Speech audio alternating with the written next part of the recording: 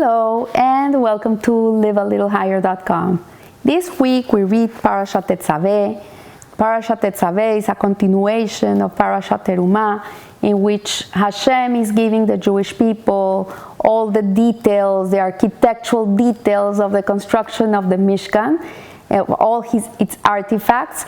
And there's a very interesting conclusion of the parasha, in which it concludes with the instructions for making the altar of gold on which the incense was burned in the sanctuary. And we also had an altar of copper.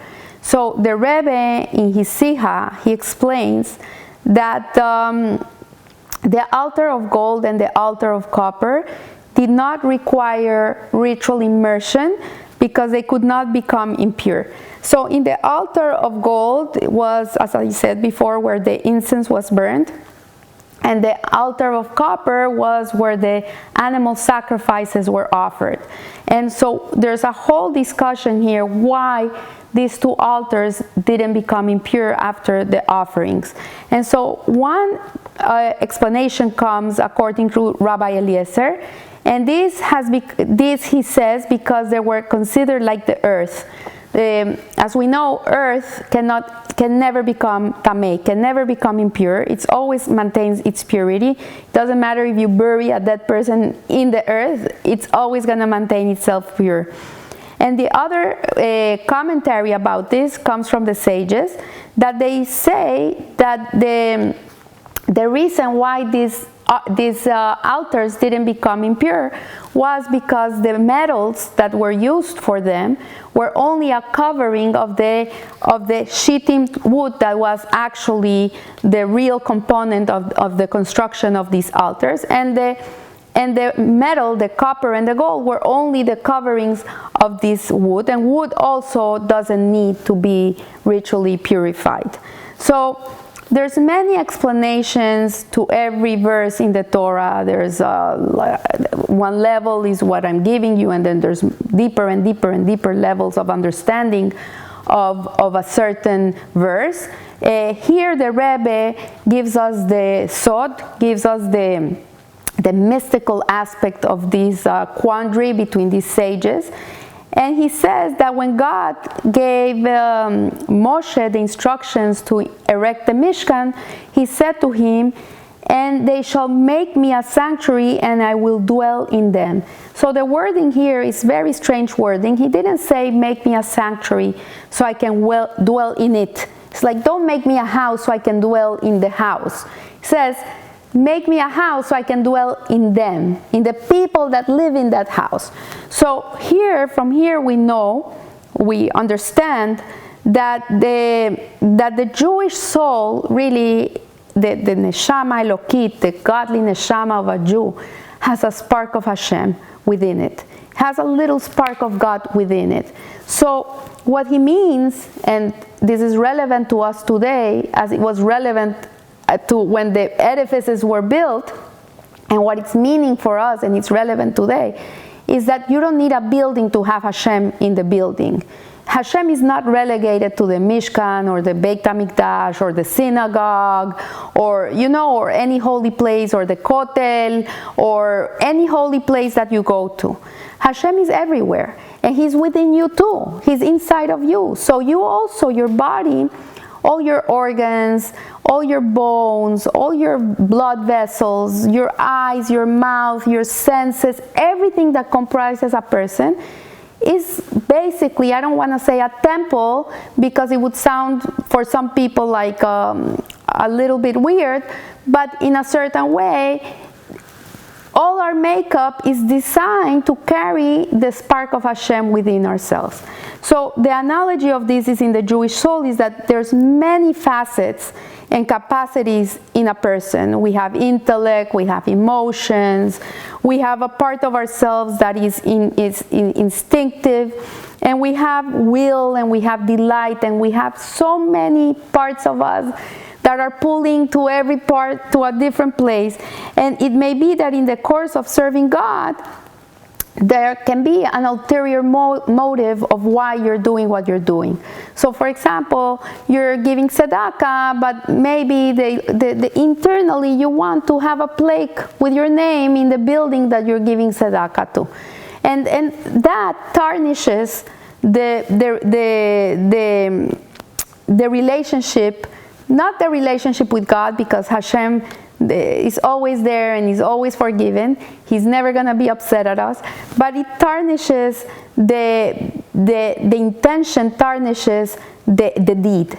And in a certain way, that's how it would be looking at when you do the offerings in the altars, that they get tarnished because you put the animal in there or you put the incense in there and you're offering and you're burning. But at the same time, what the Rebbe is teaching us is that it doesn't matter what you do and the intention you hold within yourself. There's always a part of you which is compared to that wood, the shittim wood that is in between, that is always going to maintain itself pure. Because you have a godly spark, you have a godly neshama. And the deepest part of yourself, even if you don't recognize it and you don't feel it, that part of you, which is really your essence, is the true person you are, wants always to be connected to God and would always want to do the things according to Hashem's will. So there are amongst Jews men of copper and you have men of gold. And these, the poor in spirit and the rich in spirit.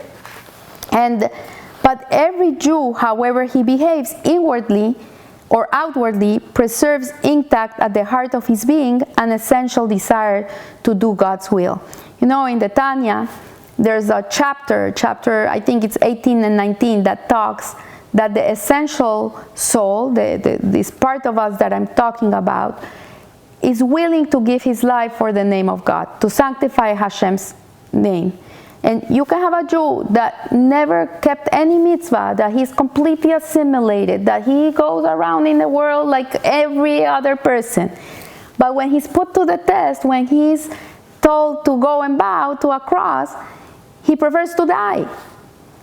Where does this come from? Where does this come from? And so here the Rebbe says is because there's a part of a Jew, a quintessential part of a Jew, that is 100% connected to Hashem. It never gets disconnected. Maybe it's a little bit doormat, it's a little bit off because the person lives a life of a lot of bodily pleasures and material pursuits. And so this part of him goes to sleep a little bit. But the minute that he's put to the test, the minute this person is put and confronted with his identity, then suddenly this lion comes out and he's willing to give his life for Hashem. So a Jew does not want, nor is he able to be torn away from godliness. It's impossible. And this spark is where the altar of the Jew's inner temple is to be found. It's actually, the godly soul is in the right side of the brain, that's in the P.O. box of the soul, and the right ventricle of the heart. And the sacrifice is of himself. This is why these altars of gold and copper are the sacrifice of the animal soul. We're sacrificing our nature, our drives, our desires for bodily and mundane pleasures, and we're sacrificing for the connection to Hashem. So the point of the law quoted from the Mishnah is this: whether a Jew belongs to the altar of gold or the altar of copper, as long as he reminds himself that essentially he is an altar, that you never forget who you really are, that you have that spark within yourself, that you have a part of you that never wants to be disconnected, that you're willing to sacrifice your life for Hashem, that God forbid we're never put to the test, but if it would happen, we would be willing to give our lives for God, to understand that we have that power within us, that we do have that we should always strive to use that power in the service of Hashem. So it says here that as long as he reminds himself that essentially he is an altar where the fire of godly love consumes the animal soul, of his self-centered passions, he cannot become impure. A Jew can never become impure, for then he's like the earth. Just as the earth which we tread on is a symbol of humility, so our soul becomes void of any will except the will of God, as expressed in the Torah. Thus we say in prayer, "Let my soul be unto all as the dust."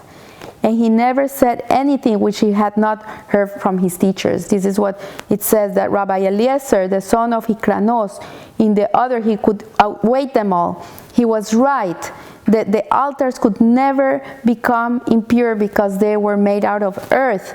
Yet he would never concede that he had any merit himself, and the Talmud tells us that he never said anything which he had not learned from his teachers. So the point here is that if we keep ourselves humble, we have to understand that we're humble beings, that we should never be arrogant. We should never feel that we know it all. And we should know, as Rabbi Eliezer taught his students by his self-effacement, that the true exercise of intellect comes only with humility and complete openness to Hashem. So humility really is the ultimate character trait that has to be worked on, because from the humility comes everything else.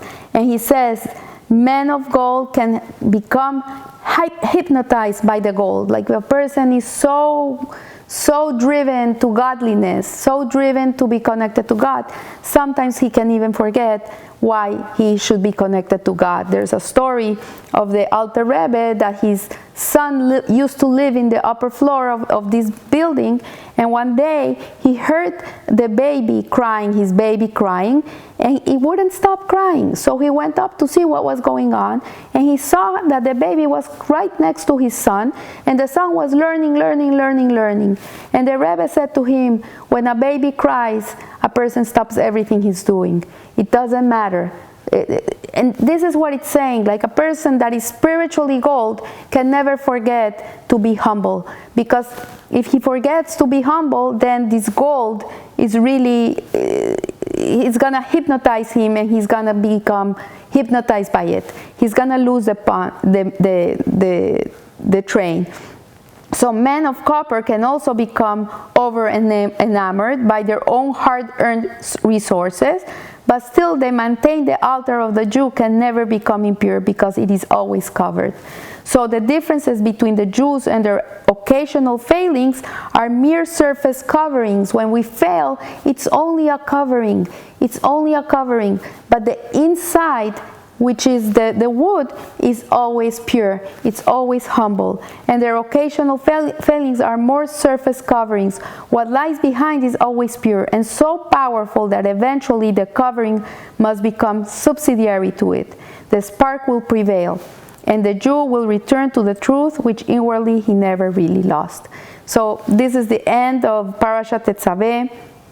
It's reminding us what we're really made of. Hashem wants to dwell within us, but to be able to be within us, we have to maintain ourselves humble, and to remember that we do have that spark within us that is always pure and perfect. When a person remembers this, he can overcome anything. So I wish you a blessed week, and remember, live a little higher. Thank you.